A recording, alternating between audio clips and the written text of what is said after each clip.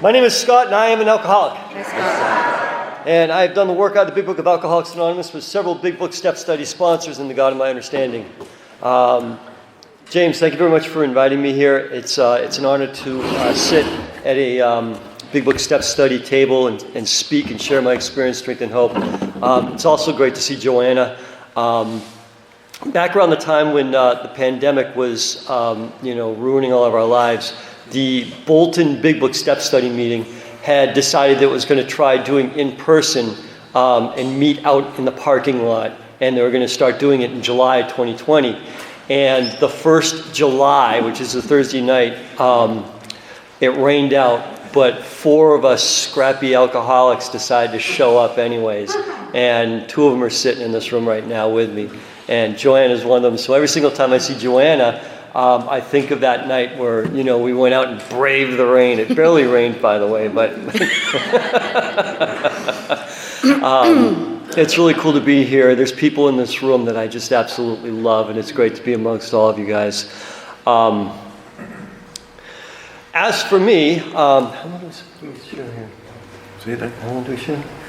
30 minutes. 30 minutes, jeez. You can do it. No, myself timer. All right, as for me, when I was young, I always felt like there must have been like an assembly at school or maybe a workbook in class where they taught all the kids how to do life. And it was the one day I was absent. And it seems everybody else seemed to know what was going on and how to do it. And I was just kind of left stumbling around trying to figure things out on my own. I never felt comfortable. I always felt like there was something wrong with me, like I was just born messed up or something. I always wish I was somebody else, somewhere else doing something else, and I never felt like I fit in anywhere. And I didn't understand what it was. I didn't understand, I didn't talk about it to anybody. I had no tools for living. I just kind of, just pushed my way through life. And I always felt uncomfortable. I felt restless, irritable, and discontented. And I was one of these people where I started, looking for things to make myself feel better. And the things that I was looking at, as a young kid with things like science fiction and fantasy and all this other stuff, which, by the way, is all great stuff, and I'm involved in that stuff to this day. But after I graduated out of high school, I was a social misfit. There wasn't a lot of people that were there in high school inviting me to parties or putting peer pressure on me. So I avoided drinking, and I didn't grow up in an alcoholic home. I just normal drinker for parents. I got drunk at a Whalen Park party. I had a whale of a good time. And I worked for Whalen Park. I was a groundskeeper, and somebody said, we're going to party. And I got drunk, and for the first time in my life, I felt normal. And I realized that's really all I wanted to do, is just to feel normal. I felt normal. I felt relaxed. I felt calm. I felt great. All of those negative feelings that had been building up all through, childhood and my teenage years were all of a sudden just pushed aside and were replaced with euphoria. And all of a sudden I'm flirting with all these girls, and I'm hanging out with people and telling jokes. I didn't do that growing up. I didn't have the skills. And I made a decision at that point in time that I was going to make drinking a part of my life. And the thing was there wasn't really much of a consequence. I got drunk that night. I had a hangover the next morning, and apparently my family knew that I'd gotten drunk and made fun of me. I'm like, well, that was my consequence. And I'm like, well, if this is what it is, if this is my consequence, I'm willing to pay that price. I'm willing to pay that price so that I can experience, that sense of ease and comfort and this greatest experience that I'd ever had. And as my drinking progressed, and my consequences got worse, my willingness to accept them went right along with it. So by the time I'm 20 years old and the Salem police are slapping handcuffs on me, I'm like, okay, I can work with this. This is fine. All right, I'm going to be a bad boy now. So it was just, I had my first signpost when I was 19.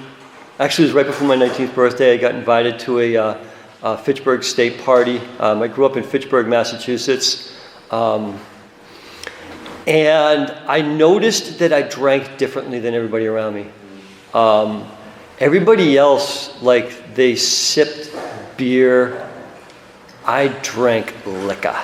I drank booze, and it seemed like the alcohol was like an accessory to a social occasion for these people. With me, it was the exact opposite. If I did any socializing at all, which was very little, that would be an accessory to a drinking occasion. I went there because I wanted to get drunk. Those people probably went there so that they could socialize and have some drinks. Those people never invited me to another party again. And I woke up with another hangover, and I was just like, wow, I drink a lot differently than everybody else. I must be an alcoholic. Not knowing what that is, not knowing what alcoholism is, I figured because, it fit into my victim role, which is something that I fed off of, was that victim role. I was a victim. Mm-hmm. And I tried to stop drinking. I was like, I'm not going to let this get the best of me. And at 19 years old, I put the bottle down, and for a couple months I did okay, and then eventually I ended up picking up a drink, and I was off and running. My mindset was, I had gone to Fitchburg State College right after high school, and I flunked out with flying colors. And I'd love to sit here and tell you it's because I was like this wild, drunken party man guy, but no, it wasn't. I flunked out because I was immature and I had no direction. And I had decided that I wanted to become a professional artist. Even though I was not a very scholastic kid in school, I wasn't stupid or anything. I was just not interested in what they had to teach me. I was extremely talented. I could draw very well. I was musically inclined, and these things have done well for me up to this point in time. And I decided I wanted to be a comic book artist. I love comic books. As I said, escapism, fantasy, science fiction, all that stuff, superheroes, I love it. I absolutely love it. And I wanted to be one of these guys that drew those pictures, and I think I had a good chance of doing it. So I was very career-oriented, and I was just like, I love getting drunk. I enjoy drinking, but I'm not going to let this get in the way of my career. No way. And that was my mindset, and I meant every word of it. I'm going to, I'll get drunk whenever it's available, whenever it happens, but I'm going to be focused on my art. And in a couple of years, I graduated with a degree in fine arts, and I got accepted to a big, fancy, expensive art school in Boston. And on a mission, they told me I was going to be famous, and I was like, beautiful. A talent scout from Marvel Comics had said I was already at a professional level, and I was like, beautiful. It was 1990. I was 22 years old. I had the world in the palm of my hand, and I thought alcohol helped me bring me to that point.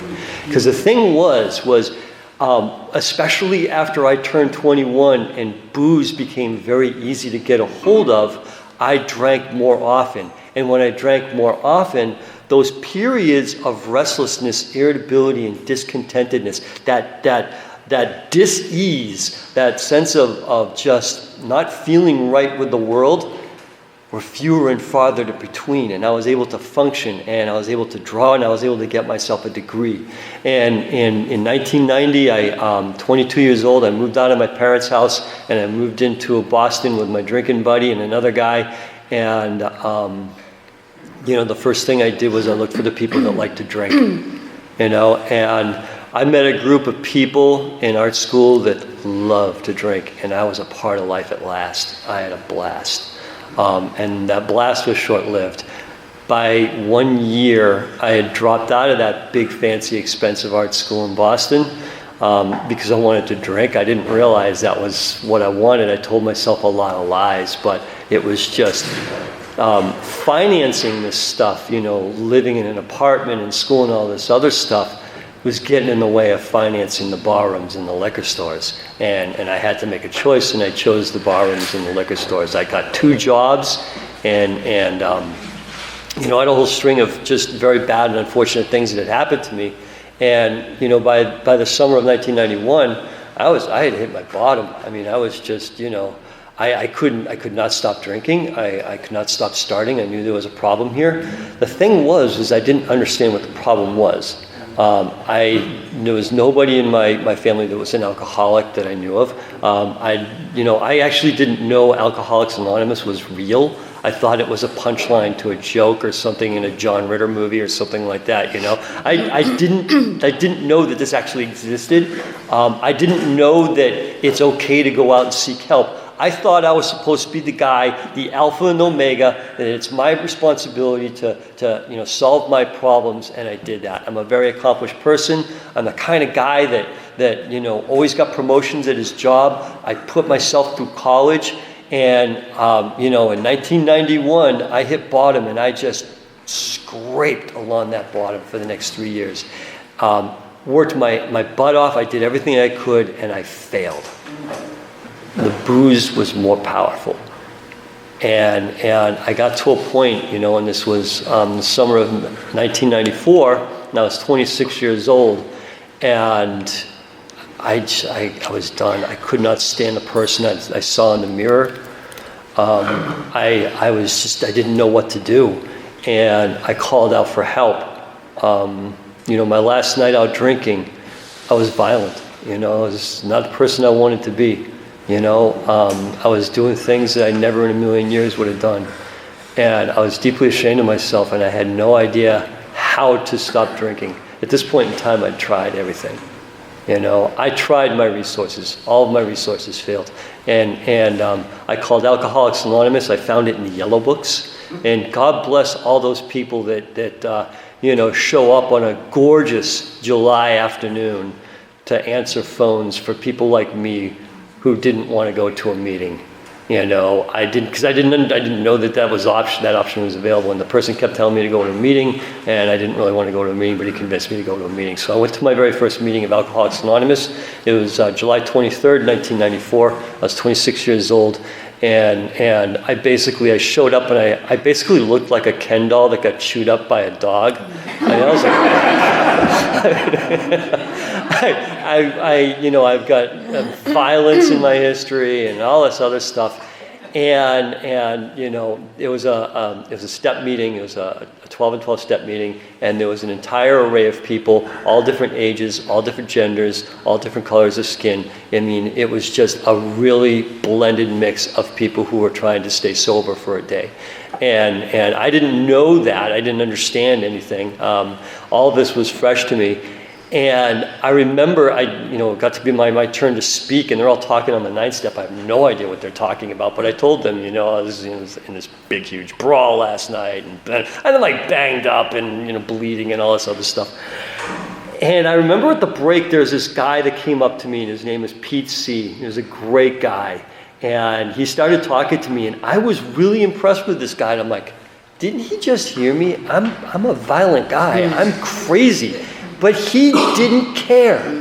He came up to me, and he started talking to me at the meeting. And, he told me, he goes, there's a meeting that's right up the street from where you live later on this evening. It's got a lot of young people. It was the Brookline Young People's meeting.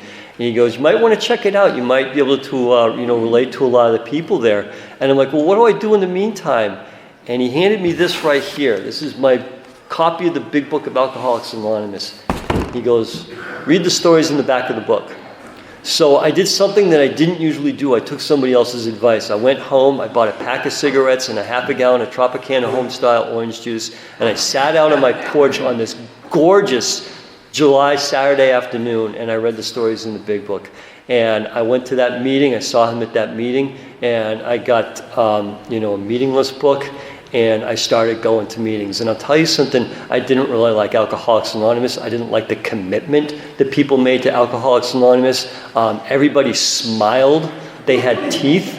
I just did not like it at all.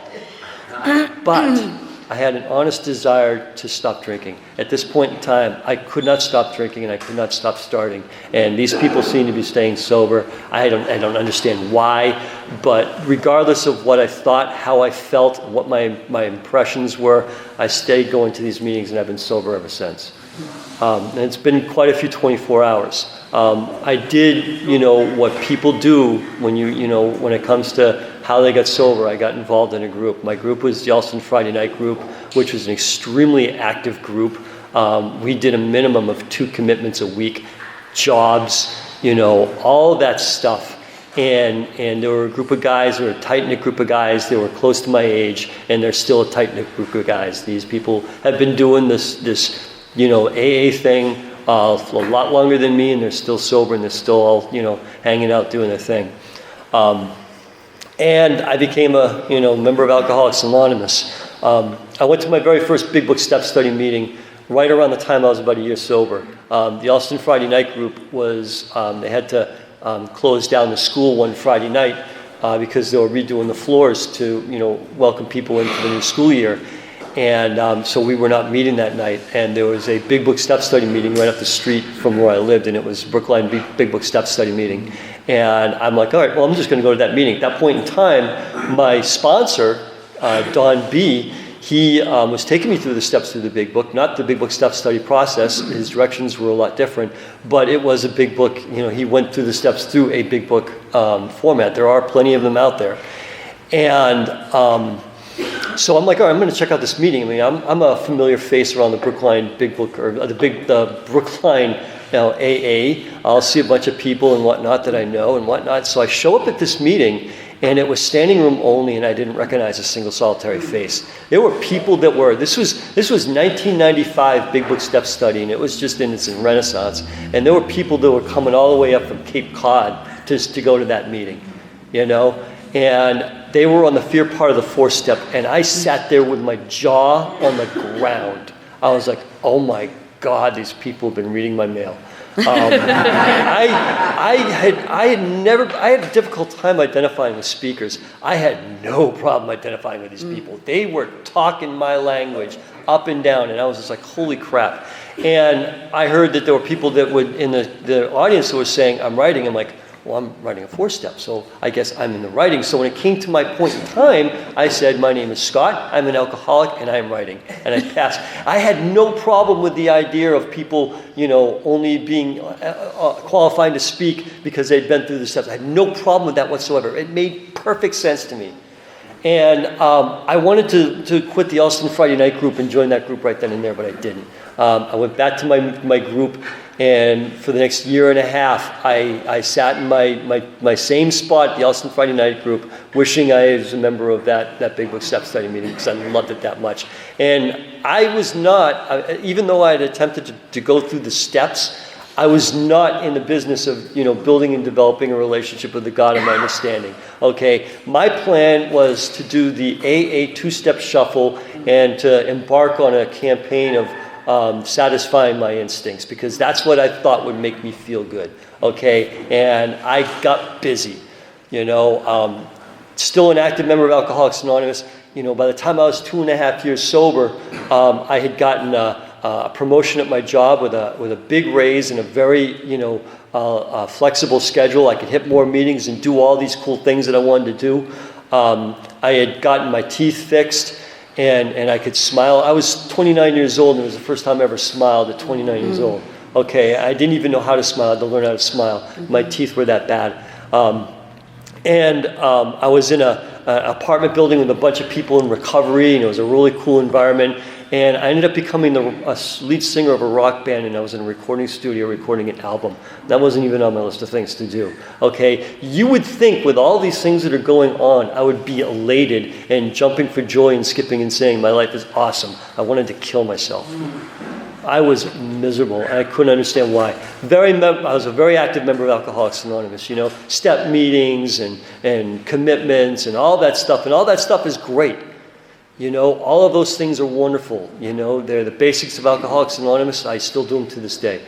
And I wanted to kill myself. And by January of 1997, I decided to no longer show up at the Friday Night Alston group, and I showed up at the Brookline Friday Night Big Book Step Study meeting. I joined that group, and I've been involved in Big Book Step Study ever since. I would love to tell you that I went, got a sponsor, did the reading, did the writing, did a 5th step, and started my amends, and have been a involved member of a Big Book Step Study. but that didn't happen. Okay, my experience is my experience, and it's a bizarre experience. I sat around and I listened to you speakers, and I'm going to tell you something. It just felt great to just sit there and listen to people and describe my problem, and they describe the solution. They said the solution was God. I'm like, yeah, they say it's God. It's in the writing. It's in that 4-step. You know, these people were talking about their 4 steps in the pounds. And all of the people that I heard the speakers were all like rock stars to me. You know, and like a lot of these guys were people that were coming up from Cape Cod, and they were just, you know, big book step study in that period of time it was amazing. There were a lot less big book step study meetings at that point in time, so you were getting a lot of people coming from traveling all over the place. But you know, it's a lot more prolific now. But I joined that group. I got a job in that group, and I finally got a sponsor. And his first instructions to me were to read the first 63 and a half pages. I'm doing for time. Yeah. Yeah, his first instructions were to read the first 63 and a half pages, and I did. And he goes, highlight anything that sticks out to you and look up words that not only you don't understand, but words that you only think you understand. And I had a brilliant revelation reading this stuff because I bought into this stuff hook, line, and sinker. 11 more minutes. Okay, all right. So I got 10 minutes to try to wrap this up. I bought into this stuff hook, line, and sinker. I mean, it was just, this book, this material was written about me by people like me, and it just blew me away. And at the same time, I was I was going to at least 2 big book step study meetings a week, and I was just bombarded with this message. You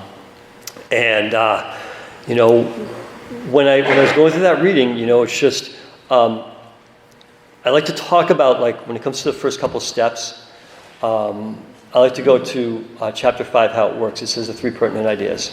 It says the description of the alcoholic, the chapter to the agnostic, and our personal adventures before and after make clear 3 pertinent ideas.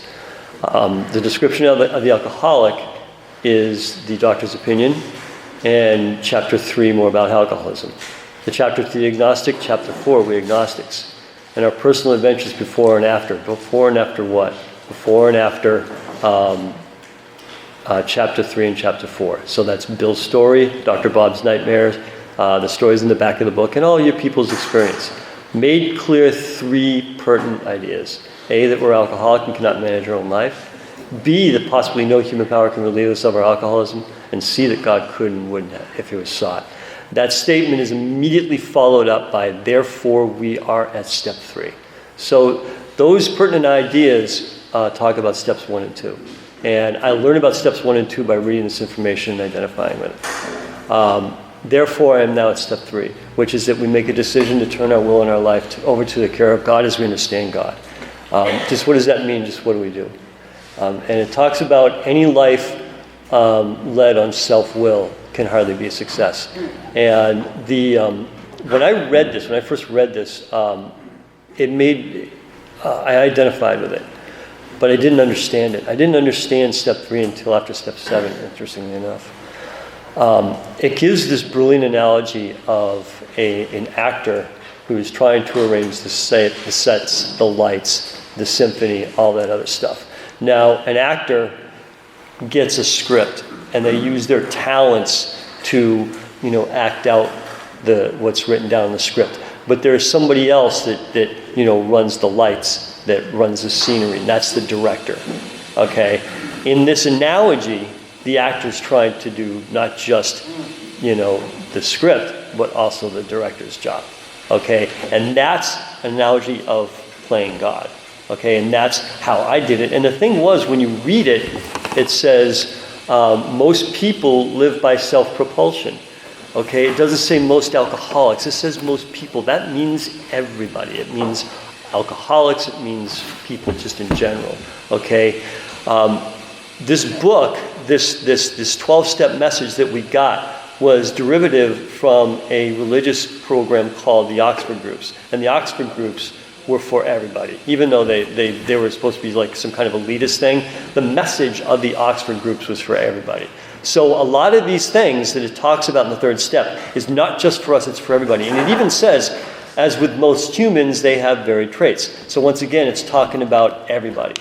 Okay, and it talks about being mean, egotistical, or more demanding, and blah, blah, blah, blah, blah, blah, blah, blah, blah. And it says my problem is selfishness and self-centeredness. That seems to be the root of my problem. Okay, that's what's blocking me off from the God of my understanding, is that selfishness and self. It's self. I am blocking me from God, is what it boils down to.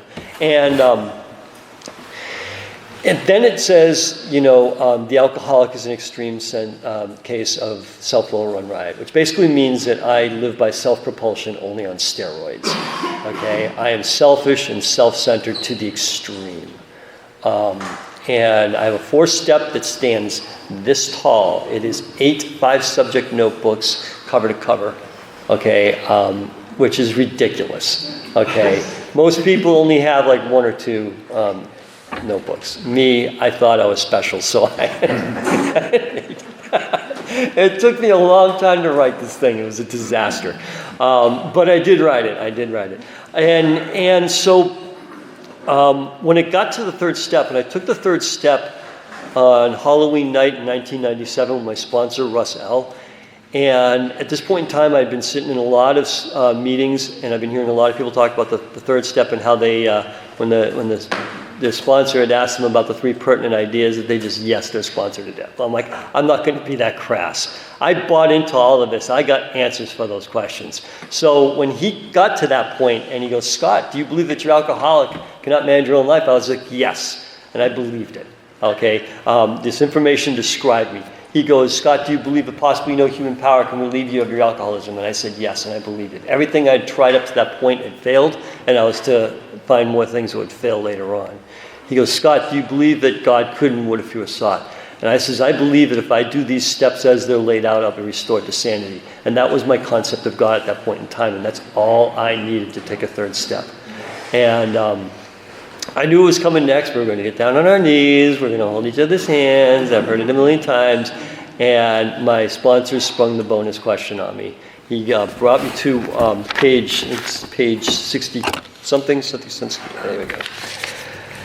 He goes, next we decided that hereafter in this drama of life, God was going to be the director. There's that word director again. He is the principal, we are his agents. He is the father, we are his children. And he goes, Scott, are you willing to take another man through this process? And I was like, thinking to myself, no, I don't want to do that. I'm like, there's no way I want to sponsor another guy. And there's 2 reasons why. First of all, I was deeply intimidated by all you people that spoke in Big Book Step Study meetings, because your level of knowledge on this material and of themselves was light years beyond anything I could imagine. But 2 is I had attempted to sponsor people in Open AA. Most of the people that asked me to sponsor them weren't even alcoholics, and they were just halfway house people that thought I was a chump, and were looking for something because they knew that if they didn't get a sponsor, they'd be kicked out of the halfway house. And the only person that stayed sober was me, So I didn't feel very useful in that point. So I didn't really want to sponsor anybody. What I wanted to be was a Big Book Step Study post-process blowhard. And to show up at these meetings and, yap my gums, maybe get myself a cute little Big Book Step Study girlfriend. And, and that's a Scott solution, okay? That's what I wanted, okay? But I didn't want to sponsor anybody, but I knew that I had to say yes in order to get to that 4th step, because I thought that 4th step was going to solve my problems, so I yesed my sponsor to death, and we took the 3rd step prayer. And I didn't get any flash of light. What I got was instructions for my 4th step. And real quick, in step 4 and 5, I learned how to take responsibility for my feelings. Simple as that. I wrote all of this 4-step, and I was able to sum it up in 1 sentence. I was able to take responsibility for my feelings. That's what I learned. In step 6 and 7, I was able to take responsibility for my relationship with God. And step 8 and 9, I learned how to take responsibility for my relationship with other people. And it's just that simple. There was also a lot of writing involved, and praying, and knocking on doors, and cutting checks, and all that other stuff. There's a lot of activity that happens in there. But, it's really just very simple that. Yeah, I learned how to master resentments. Useful tool. You know, I've outgrown some of my fears. Sex conduct is very, very tricky, because the thing with sex conduct is sex is an instinct, okay? I was biologically designed to want that, okay? Yeah, I used it, but it was also, I'm biologically designed. So all of a sudden, here I am having to deal with a situation that, I'm going to want to have, a sex life at some point in time after I get done with all this stuff. But being able to change it, and that's really difficult, because I'll tell you something, that's when my alcoholism digs in its heels. That's where I'm going to start to lie to myself. I'm going to lie to all you people, I've made a lot of mistakes in those areas. And, after doing all of this work, it's living in 10, 11, and 12, 10, continue to take personal inventory. When things are wrong, set them right. That to me is walking around. And that's a very useful tool, because I'm one of these kind of guys where if I have a situation, like say I get a fear that crops up and I have all of a sudden lash out at a coworker, I can't hold on to that. I feel it in my gut, because now I got a conscience. But not only do I have a conscience, now I have a program. Okay, so when I say something inappropriate to somebody, or I lash out at somebody, now I have a way of being able to take responsibility for that. I can look at my part in that, okay? I've got a coworker who, he's been the recipient of many of my 10-step amends, because he just knows how to find that insecurity and put his elbow right into it, And he's just doing his job, okay? I'm the one with the insecurity, okay? And I lash at him. I'll snap at him. And then all of a sudden, I'll feel that feeling inside me, and I'm just like, oh, man. And I'm sitting there trying to, spin it around so I'm the victim of this guy, But I can't. I have to wrap myself out, and I end up doing a 10-step amend with this guy. And he's been the recipient of many of them. He's a good guy. I love him a lot. But he just knows how to push those buttons. Yesterday I had to do a 10-step. By 9 a.m., I was screwing around. Uh-oh. How much more time you want? I don't know, 2 minutes? Okay. Jeez, that was a fast 10. By 9 a.m., I was screwing around. I was having conversations with a coworker. I was yakking it up with, the ladies at the office in the nursery I worked at. And I was like, wait a minute, I'm wasting time. I had to do a 10-step on that. And I had to, reroute that. 11-step is all about routines. I like to read a lot of Emmett Fox. If you go to a church, that's great as well. I like to go to other people's churches. But the thing with the 11th step is I've been involved in Big Book Step Story for a long time, and I've seen a lot of people come and go. And I'll tell you something, I opened up the channel between me and the God of understanding. The 11th step allows me to expand upon that. I get to learn a little bit more. I get to practice. It's a practice. It's a practice of meditation. It's a practice of prayer. When I wake up, the first thing that I do is a 3rd step prayer. Love it. And it says, let us think about the 24 hours ahead. So that's that's part of my meditation. Is I look at what my plans are for the day. And if I have things that there are issues that I might be afraid of, I've got a fear prayer which I can use to put into place for that. If I have something that is going to be difficult, I can go to God about that. That's part of the prayer thing. And throughout the day, if I'm really on top of my game when I experience that fear, I've got a fear prayer to do that. But sometimes what ends up happening is that fear, I let that one slide, and then all of a sudden I end up, angry at somebody or whatnot, and then I have to do a 10-step amends, whatnot. And to wrap this up, as I was hanging out in Big Book Step Study meetings, being a blowhard, one day this gentleman came up to me and asked me to sponsor him. And those fears that I had concerning sponsorship had been taken away in step 7. That's what I asked for, and that's what I got. The fears were taken away, and all of a sudden I became useful in a way I never thought imaginable. And I took that gentleman through the writing. Oh, I took him through the reading, and I took that gentleman through the writing, and I heard his fifth step. And on Thursday, I'm the chairperson for the Neshoba Big Book Step Study meeting. We meet every Thursday at 7 p.m. At the First United Church, Congregational Church, whatever, in Lancaster. And on Thursday, a gentleman came up to me and introduced me to my great-grand-sponsee. I have a great-grand-sponsee, and I don't feel old. And that blew my mind, because it was my grand-sponsee that introduced me to him. It was his sponsee. And that blew my mind. You know, I've heard more third steps and fifth steps, but the fact of the matter was I was able to be useful to another person in a way I never thought imaginable. And I was able to develop a relationship that was truly amazing. You know, and, you know, I try my best to, you know, practice these principles in all our affairs, and I'm going to shut up because I want to hear Joanna speak, because I haven't heard her speak in a long time.